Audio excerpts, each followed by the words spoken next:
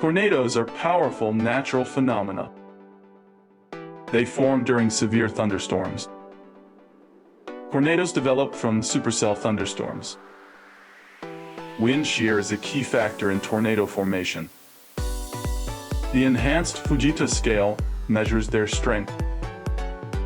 Most tornadoes do not last long and often occur in clusters. Tornadoes can produce winds exceeding 300 mph. Seeking shelter is crucial during a tornado warning. Tornadoes can occur in many parts of the world, not just the USA. Understanding tornadoes helps us stay safe